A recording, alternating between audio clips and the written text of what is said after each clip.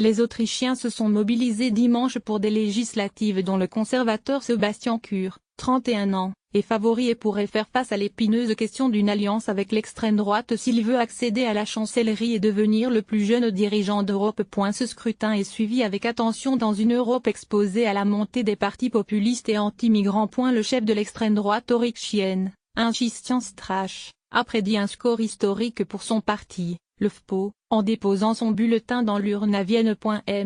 Strache, 48 ans, espère décrocher des postes de ministre dans le futur gouvernement.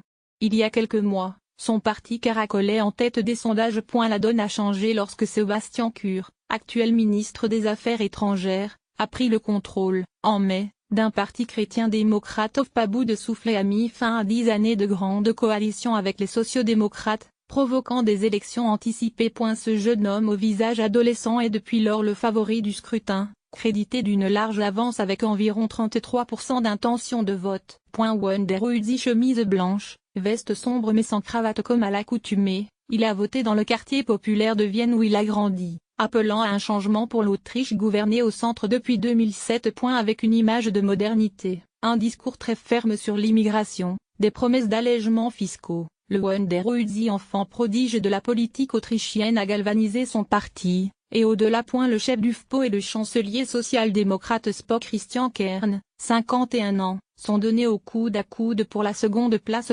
Dimanche, Christian Kern a dit miser sur une surprise pour faire mentir les pronostics qui le donnent perdant après une fin de campagne entachée d'un scandale de fake news.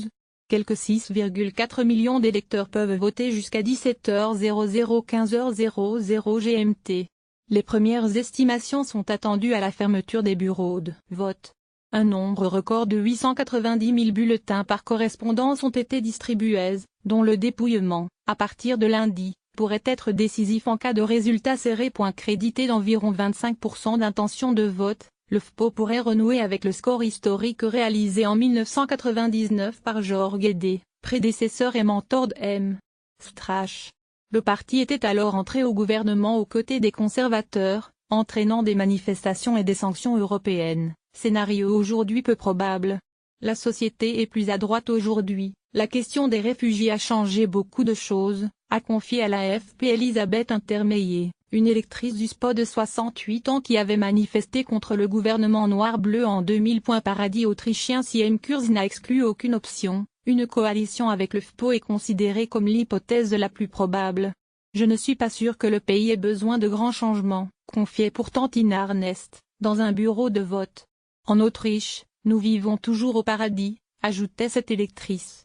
Pays prospère, un des plus riches de l'UE, mais insécurisé par la crise migratoire. L'Autriche avait déjà exprimé en 2016 sa lassitude de la grande coalition perçue comme impuissante et divisée. Lors de la présidentielle, les sociodémocrates et l'OVP avaient été éliminés dès le premier tour, du jamais vu.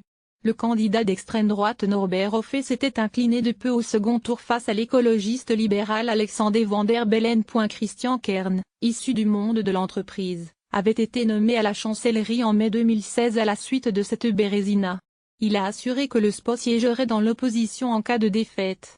Mais il pourrait lui-même être contesté au sein du parti, dont une aile ne serait pas hostile à une coalition avec Kurz, voire avec l'extrême droite. Une alliance entre Kurz et Strache pourrait infléchir la ligne jusqu'à présent très europhile du pays, le FPÖ prônant notamment un rapprochement avec le groupe de Visegrad, comprenant des pays comme la Pologne et la Hongrie qui multiplient les bras de fer avec Bruxelles. Le FPÖ comme partenaire de gouvernement ne ferait pas bonne impression en Europe et Kurz est conscient de ça, commentait dimanche le quotidien conservateur Standard. Mais la question est de savoir s'il y aura moyen de faire sans lui après l'élection. Tout droit de reproduction et de représentation réservé. Droit d'auteur 2017 Agence France Presse. Toutes les informations reproduites dans cette rubrique ou sur cette page selon le cas sont protégées par des droits de propriété intellectuelle détenus par l'AFP. Par conséquent, aucune de ces informations ne peut être reproduite, modifiée, rediffusée, traduite, exploitée commercialement ou réutilisée de quelque manière que ce soit sans l'accord préalable écrit de l'AFP. L'AFP ne pourra être tenue pour responsable des délais, erreurs, omissions qui ne peuvent être exclues, ni des conséquences,